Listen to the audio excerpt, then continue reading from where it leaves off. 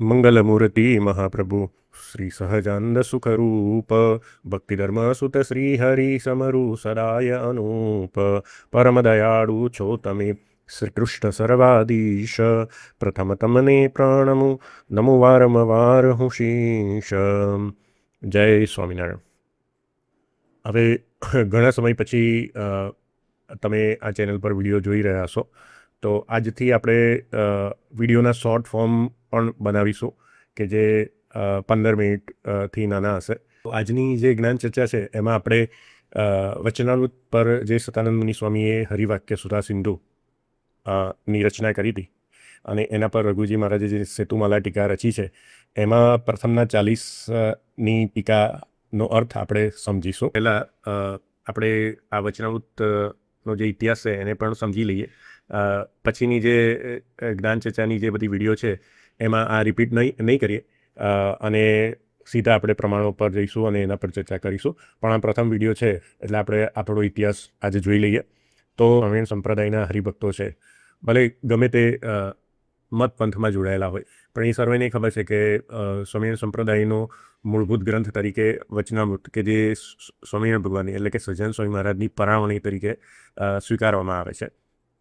તો સર્વને ખબર છે કે આ વચનામૃત મહારાજે જે કથા વાર્તા કરી છે વિવિધ સ્થળોએ, જેમ કે ગઢડા, સારંગપુર, વડતાલ, અમદાવાદ, ત્યાં આગળ જે આપણા શ્રીજી મહારાજના નંદ સંતો પૈકીના જે મુખ્ય 4 નંદ સંતો હતા, જેમાં સદગુરુ ગોપાલન સ્વામી, મુક્તાનંદ સ્વામી, નિત્યાનંદ સ્વામી અને સુકાનંદ સ્વામી, આ 4 સંતોએ શ્રીજી મહારાજની જે આ વાણી છે એને સાંભળીને અને એને લિખિત સ્વરૂપે સંગ્રહ કરીને આ વચનામૃતનું સંકલન કર્યું છે. અને લગભગ 262 જેટલા વચનામૃતો એમને લિપિબદ્ધ કરેલા છે. અને અમદાવાદ દેશવાળા એમાં 11 વચનામૃત અમદાવાદના માને છે અને 273 પણ વચનામૃત માનવામાં આવે છે. એમાં કોઈ વિરોધ નથી, પણ મુખ્યત્વે 262 વચનામૃતો આ હરિવાક્ય સુધા સિંધુમાં લેવામાં આવેલા છે. તો જ્યારે શ્રીજી મહારાજના સમયમાં આ વચનામૃત લખાતા હતા ત્યારે પ્રિન્ટિંગની વ્યવસ્થા નથી. ત્યારે બધા જે નંદ સંતોએ પોતાના હાથે એટલે હસ્તલિખિત જે બધી લિપિ તૈયાર કરી હતી એને જ્યારે કોઈને જોઈએ તો જાતે કોઈને લખવી પડતી હતી અથવા એવી રીતે સ્વહસ્તે બધા લખીને એકબીજાની એ લેખિત પ્રતો આપતા હતા. એવી રીતે આ વચનામૃતનો સંગ્રહ થયો હતો. અને પછી કાળક્રમે જ્યારે પ્રિન્ટિંગની શોધ થઈ અને પછી આ વચનામૃત પ્રિન્ટ કરવામાં આવ્યું હતું. પણ એ સમયગાળા દરમિયાન જાણતા કે ભાઈ કોઈ લિખિત સ્વરૂપમાં કોઈ વસ્તુ ઉમેરાઈ હોય, કોઈ વસ્તુનો અર્થ બદલ્યો હોય, એવી ઘણી સંભાવનાઓ ઊભી થાય છે. પણ આને અર્થપૂર્ણ જાળવી રાખવા માટે આપણા જે સતાનંદ સ્વામી છે કે જેમને સત્સંગી જીવન, જે શ્રીજી મહારાજનું ચરિત્ર છે, શ્રીજી મહારાજના ઉપદેશ છે અને આપણા સ્વામિનારાયણ સંપ્રદાયના સૈદ્ધાંતિક જે મૂલ્યો છે એને જાળવવા માટે જે શ્રીજી મહારાજે એમને આજ્ઞા કરી હતી અને એમને સત્સંગી જીવન ની રચના કરી હતી સત્સંગીઓ માટે, અને મહારાજ એમને ત્રિકાળ જ્ઞાન પણ આપ્યું હતું. એટલે મહારાજના જન્મના સમયથી મહારાજ ધામમાં પધાર્યા ત્યાં સુધીનું આખું જીવન ચરિત્ર એમને સત્સંગી જીવનમાં ગૂંથેલું છે. એવા સતાનંદ સ્વામીએ શું કર્યું કે આ વચનામૃતના અર્થોને, સંપ્રદાયના જે સિદ્ધાંતો છે અને એ જે વચનામૃત છે એનો કોઈ મનકલ્પિત અર્થ કે ફેરફાર ના કરે એ માટે સતાનંદ સ્વામીએ આ વચનામૃતને જે ગદ્ય ભાષામાં એટલે કે ગુજરાતી ભાષામાં લખવામાં આવ્યું હતું એને સંસ્કૃતમાં લયબદ્ધ રૂપાંતર કરેલું છે. અને આપણા જે વડતાલ ગાદીના જે પ્રથમ આચાર્ય રઘુજી મહારાજ કે જેમને મહારાજે પોતાના દત્તપુત્ર તરીકે સ્વીકારેલા હતા અને પ્રથમ વડતાલ ગાદીના પ્રથમ આચાર્ય તરીકે શ્રીજી મહારાજે સ્વયં સ્થાપેલા, એમને આ હરિવાક્ય સુધા સિંધુ પર ટીકા પણ રચી છે કે એ ટીકામાં એમને શાસ્ત્રોના પ્રમાણ સાથે શ્રીજી મહારાજનું આ વચનમાં એમનો શું ગૂઢ અભિપ્રાય છે, શ્રીજી મહારાજના સ્વરૂપનો મહિમા, એ બધા જે અર્થો છે એને વિસ્તૃત રીતે એ ટીકામાં એમને નિરૂપેલા છે. તો જ્યારે બી વચનામૃતનો કોઈ આપણે અર્થ ઊંડાણમાં સમજવો હોય ત્યારે હરિવાક્ય સુધા સિંધુ અને એના પર રચેલી સેતુમાળા ટીકાનો સંદર્ભ પણ જોવો પડે. તો આ તો સંક્ષિપ્તમાં આ વચનામૃતનો ઇતિહાસ. તો આજની જ્ઞાન ચર્ચામાં આપણે ગઢડા પ્રથમ 40નું જે વચનામૃત છે એમાં શ્રીજી મહારાજે જે ઉપાસના કોને કહેવાય એ સમજાયું છે અને એના પર રઘુજી મહારાજે ટીકામાં શું અર્થ કરેલો છે તેના પર આપણે ચર્ચા કરીશું. જે આખું જે વચનામૃત છે એની કોઈ અલગ વિડીયો બનાવીશું જ્યારે આપણે વચનામૃતની સમજૂતી જોતા હોઈએ ત્યારે આ સંપૂર્ણ વચનામૃત પર આપણે સમજૂતી બનાવીશું. પણ અત્યારે આપણે આ ઉપાસનાના જે ટૉપિક છે અને એના પર કરેલો રઘુજી મહારાજે ટીકામાં અર્થ છે એના પર આપણે ચર્ચા કરી રહ્યા છે. તો આ વચનામૃતમાં શ્રીજી મહારાજ સવિકલ્પ અને નિર્વિકલ્પ સમાધિની જે સ્થિતિ છે એને સમજાવીને પછી ભક્તિ અને ઉપાસના વિશે વાત કરે છે. તેમાં ઉપાસના વિશે મહારાજ શું કહે છે તો આપણે જોઈએ કે ઉપાસના તો તેને કહીએ છીએ ભગવાનના સ્વરૂપને વિશે સદા સાકારપણાની દ્રઢ નિષ્ઠા હોય ને પોતે જે ભજનનો કરનારો તે બ્રહ્મરૂપ થાય તો પણ તે નિષ્ઠા જાય જ નહીં, અને ગમે તેવા નિરાકાર પ્રતિપાદનના ગ્રંથને સાંભળે તો પણ ભગવાનના સ્વરૂપને સદા સાકાર જ સમજે, અને શાસ્ત્રને વિશે ગમે તેવી વાત આવે પણ પોતે ભગવાનના સાકાર સ્વરૂપનું જ પ્રતિપાદન કરે પણ પોતાની ઉપાસનાનું ખંડન થવા દે જ નહીં, એવી રીતે જેની દ્રઢ સમજણ હોય તેને ઉપાસનાવાળો કહીએ. હવે મહારાજે અહીંયા ઉપાસનાનો અર્થ સમજાવ્યો. આજે સ્વામિનારાયણ સંપ્રદાયના અનેક મતપંથો અને સંસ્થાઓ બનેલી છે જે ઉપાસનાને અલગ અલગ અર્થોમાં સમજાવે છે. આપણે એમાં ઊંડા ઉતરતા નથી, પણ અહીંયા મહારાજ ઉપાસનાનો અર્થ શું સમજાવે છે કે આપણે જે ભગવાનનું જે પરબ્રહ્મનું સ્વરૂપ છે એમાં સાકારપણાની નિષ્ઠા રાખીએ. કેમ કે જે અદ્વૈતી છે એ લોકો ભગવાનને નિરાકાર નિર્ગુણ નિરાકાર તરીકે પ્રતિપાદન કરે છે. બીજા અનેક મતપંથો પણ ભગવાનના સ્વરૂપને નિર્ગુણ નિરાકાર તરીકે પ્રતિપાદન કરે છે. પણ વિશિષ્ટાદ્વૈતમાં રામાનુજાચાર્યના મત પ્રમાણે કે ભગવાન નિત્ય અને સાકાર સ્વરૂપે પોતાના ધામમાં બિરાજમાન રહે છે. એ રામાનુજાચાર્યએ પોતાના વિશિષ્ટાદ્વૈત મતમાં પ્રતિપાદન કર્યું હતું, અને એ જ મત શ્રીજી મહારાજે પણ સ્વીકારેલો છે. એટલે મહારાજે પણ આ વસ્તુ ઘણા બધા વચનામૃતમાં સમજાય છે કે ગમે તેવા નિરાકારના શાસ્ત્રોને સાંભળો તો પણ ભગવાનની જે સાકાર નિષ્ઠા છે કે ભગવાન સદા સાકારપણે પોતાના ધામમાં વિરાજે છે, આ જે દ્રઢ ભાવના કરી એને જ ભગવાને ઉપાસના કીધેલી છે. કે એવું નથી કીધું અહીંયા કે આ અવતાર કરતાં આ અવતાર મોટો સમજવાનો એને ઉપાસના કીધી. એટલે આ બધા જે અર્થના અનર્થો અત્યારે સ્વામિનારાયણ સંપ્રદાયમાં અનેક મતપંથોએ કરેલા છે, પણ એવો ઉપાસનાનો અર્થ નથી. ઉપાસનાનો અર્થ આપણા સંપ્રદાયમાં એવો છે કે આપણે જે ભગવાનનું સ્વરૂપ સ્વીકાર્યું છે એના પ્રત્યે જે દ્રઢ સાકારપણાની નિષ્ઠા, એટલે કે જ્યારે બ્રહ્મરૂપ સ્થિતિ થાય અથવા તમે મુક્ત સ્થિતિમાં જાઓ ત્યારે પણ ભગવાન સ્વામી અને તમે બ્રહ્મરૂપ સેવક તરીકે ત્યાં નિત્ય વિરાજમાન રહો છો, એવી રીતે ભગવાનની જે ઉપાસના છે એને જ મહારાજે ઉપાસના કીધી. હવે આમાં પણ હજુ જે રઘુજી મહારાજ જે અર્થ કરે છે ટીકામાં, એમાં ભગવાનનું સ્વરૂપ શું છે ને એ પણ એમાં સમજાવે છે. તો એને આપણે જોઈશું. હવે રઘુજી મહારાજે જે તરંગ 40 ગઢાપદમ 40ની જે ટીકા લખેલી છે એનો સંદર્ભ મેં અહીંયા મૂકેલો છે. એમાં રઘુજી મહારાજ ઉપાસનેટી એનાથી આ વસ્તુને સમજાવે છે.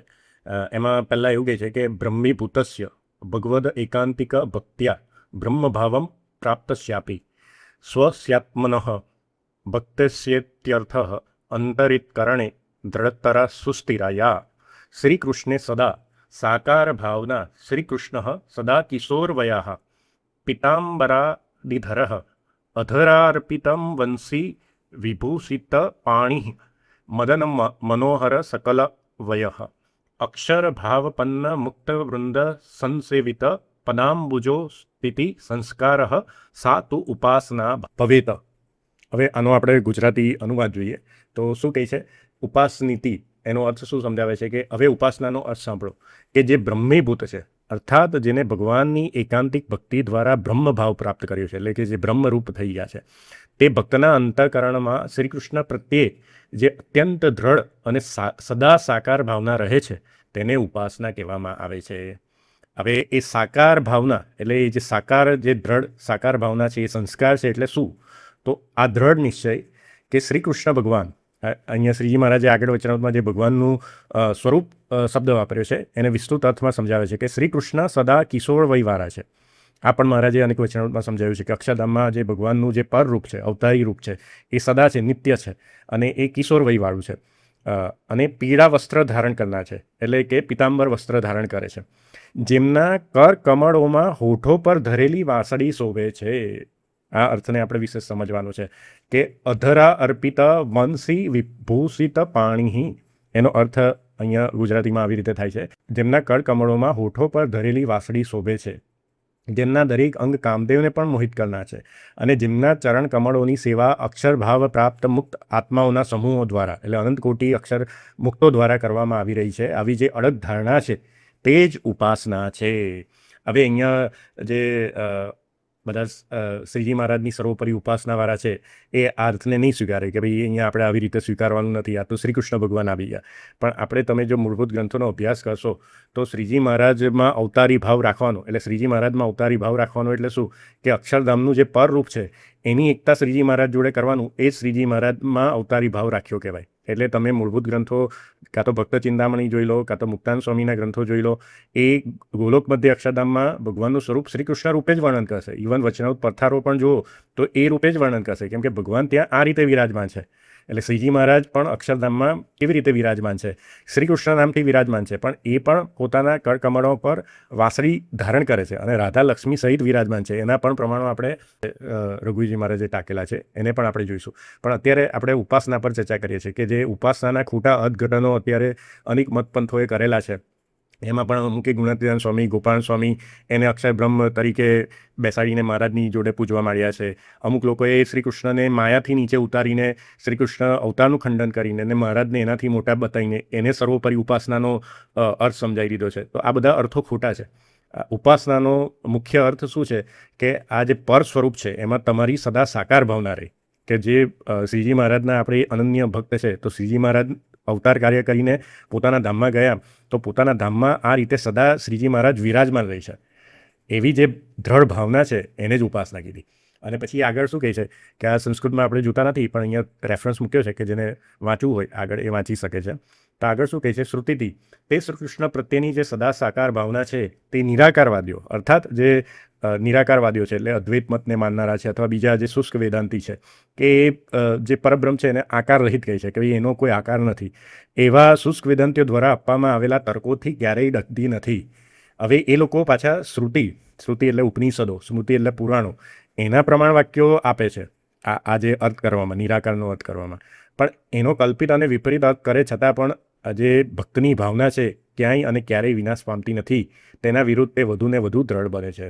એટલે જે આવી ઉપાસના હોય એ આવા જે એ લોકોના જે કલ્પિત અને વિપરીત અર્થ શ્રુતિના પ્રમાણ વાક્યો સાથે કરે તો પણ એનાથી આ સાકાર ભાવના ડગતી નથી ભક્તની, એ વધુ ને વધુ દ્રઢ બને છે. જેમ શ્રીજી મહારાજે ઘણા વચનાવૃતમાં આ વસ્તુ વારંવાર સમજાઈ છે કે ભાઈ ભગવાનને નિરાકાર માને તો બી ભગવાનનો દ્રોહ કર્યો કહેવાય. આવી સાકાર નિષ્ઠા દ્વારા શ્રી કૃષ્ણના નજીક સેવક ભાવથી યુક્ત થઈને સદા સ્થિત રહેવું, આને બુદ્ધિમાન એકાંતિક ઉપાસકો ઉપાસના કહે છે.